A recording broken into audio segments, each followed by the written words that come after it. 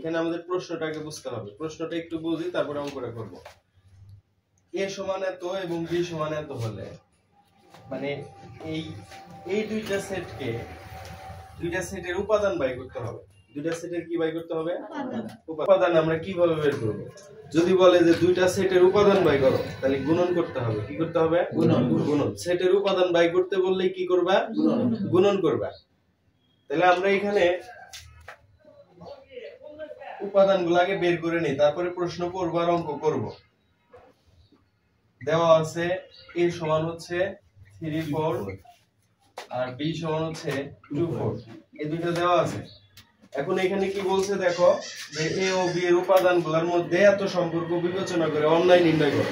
তাহলে আমাদের a R b এর উপাদান তো আগে বাই করা লাগবে, না বাই করলে আমরা কিভাবে সম্পর্কটা নির্ণয় করব, তাই না? আমরা এই দুইটার উপাদান বাই করতে গেলে আমাদের গুণন করতে হবে। লিখব সুতরাং a গুণন b ধরে এর নিচে এর মান কত? 3 4 গুণন b এর মান হচ্ছে 2 4। তাহলে আমরা একটু এখানে গুণন করি। গুণন করলে গুণনের সিস্টেমটা তো তোমাদের জানা আছে নাকি? এই 3 দ্বারা এই দুইটাকে কমা আকারে লিখতে হয়, তাই না? কার্তেশীয় গুণ ক্রমজোড় আকারে লিখতে হয়। ক্রমজোড় 3 দ্বারা যদি ক্রমজোড় করো, 3 এর সাথে কত? 2 3, 2। আবার আমি যদি 3 দ্বারা 4 দেই, তাহলে 3, 4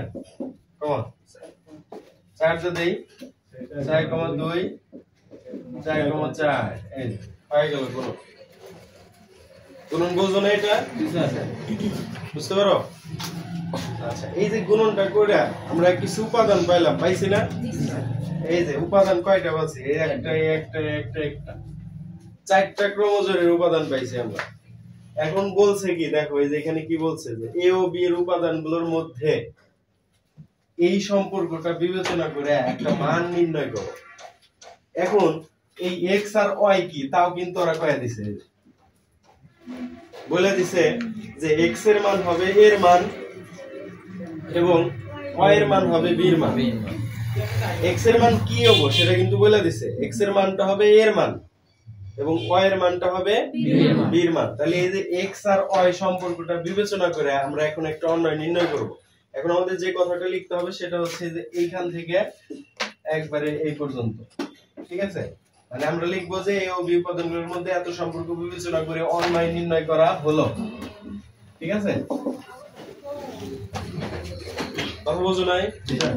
আমরা দেওয়া আছে লিখছি, তারপরে উপাদান বাই করছি। উপাদান বাই করার পরে এখন আমাদের এই প্রশ্ন থেকে এই কথাটা লিখতে হবে যে a ও b এর উপাদানগুলোর মধ্যে এত সম্পর্ক বিবেচনা করে অন্যায় নির্ণয় করা হলো বা অন্যায় নির্ণয় করি। লিখে আমরা অন্যায়টা নির্ণয় করে দিলে অঙ্ক শেষ। বুঝলে কিনা বিষয়টা? বুঝছো? এই অন্যায়কে আর দ্বারা প্রকাশ করা হয়, বড় হাতের আর দ্বারা প্রকাশ করা হয়। তাহলে এই যে আর ইকুয়াল টু আমাদের মানটা লিখতে হবে, বুঝছো? আমরা এখন মানটা বের করব। এইখানে মনে রাখবা প্রথমটা x এর মান, পরেরটা y এর মান, কারণ এই যে ওখানে বলে দিছে এই যে প্রথমটা x পরেরটা y, x y x y। তাহলে এইটা যদি আমরা এই যে সম্পর্কটা কি এটা না, এই যে এটা সম্পর্ক না, তার মানে x এর মানটা বড় হবে, y এর মানটা কি হবে? ছোট হবে। তাহলে আমরা যদি এই মানটা এখানে বসায় দেই, তাহলে x এর মান এখানে কত? 3, y এর মান কত? 2।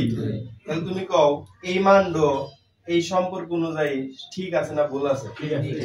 ঠিক আছে। x এর মান বড় হবো, বড়ই আছে, y এর মান ছোট হবো, ছোটই আছে। তার মানে 3 2 নেওয়া যাবে। তাহলে 3 4 নেই, x এর মান বড় হবো, y এর মান ছোট হবো, এর কি ঠিক আছে? এটা ভুল আছে, এটা নেওয়া যাবে না। 4 2 নেই, x এর মান বড় হবো, y এর মান ছোট হবো, তাহলে এটা ঠিক আছে। 4 2 x এর মান বড়, y এর মান ছোট আছে না, দুটোই সমান, তাহলে এটা নেওয়া যাবে না।